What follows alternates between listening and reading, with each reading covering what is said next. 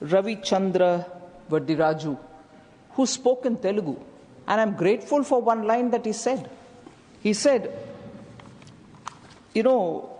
under his government, till recently, which was ruling in Telangana, they have taken a lot of steps towards giving relief to the farmers. Rina Maafi, as it's known there. And Rina Maafi actually under their government had been very effective, and that they have taken care of farmers who were under severe indebtedness. And in that, I'm glad he observed, I'm not commenting on anything to do with the Rina Maafi of the TRS regime, as we would call it, the BRS regime. I'm not commenting. But one line that he mentioned, as different from the Congress's time when waiver was announced, Rina Maafi was announced, but actually half the farmers did not even get it, is an observation, if I understood his Telugu right. Did you say that, sir? So, that is the point which all of us have been repeatedly saying.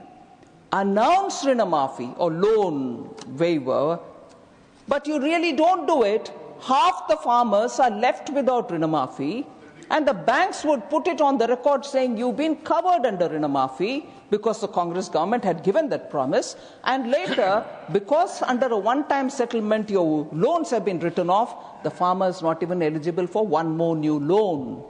So instead of serving the farmers, the Congress's notorious 2008, by which we were told through the media that they won election and came back in 2009, that notorious Rina Maafi had left many farmers neither here nor there. They were not sure whether they got the Rina Maafi, and if indeed the Maafi was given, are they eligible to go ahead? No. You have a layer of small farmers looking up to the banks to give them some kind of a relief. So I want to highlight, like the way they speak about food security, like the way they speak about the Manrega in the rural areas, all schemes brought by them, none of which were effectively implemented. And when Prime Minister Modi implements them without corruption, without malpractice, and without any kind of wrongdoing, they would say, oh, that's our scheme. Yes, it was your scheme, but you kept it in paper or you mismanaged it. I've heard honourable members say, as different from the way Congress has given Rina Maafi, our Rina Maafi is better. I would want to highlight the fact that deceiving the farmers is for nobody's good. If you really want to help the farmers, here is Prime Minister Modi putting 2,000 rupees every time, annually 6,000 rupees into their account through the transparent DBT. Actually, it helps the small farmers. Show it in action, but don't put it in as though it's a right which we've given to the farmers, and end of the day, farmers don't feel that the right has been given actually to them. So I was very glad to hear that member. I've gone much ahead. I would have spoken when I'm responding to him. But that is the way Congress's policies, which have all been big-time talk, no action in the ground. And if there's action, it's ridden with corruption. Non-existing individuals get the waiver, get the benefit. Others who deserve don't get it. So that is something which thankfully, there's another party member who's saying it, not me. Sir, so the public sector banks have recorded the highest ever net profit of 1.41 lakh crores in the last year. I'm sure they will do it this year as well.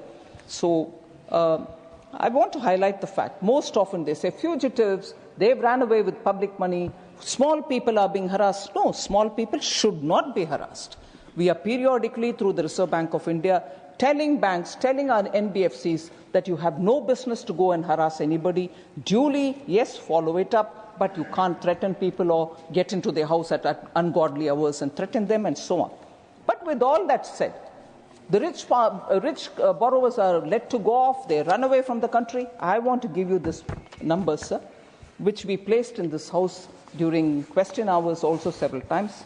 The Enforcement Directorate has successfully restored properties valued at approximately 22,280 crores to victims or legitimate claimants, where ED has enforced its action and taken away from the accused or those who are charged with this offence with the court's permission and restored properties to to the legitimate claimants. So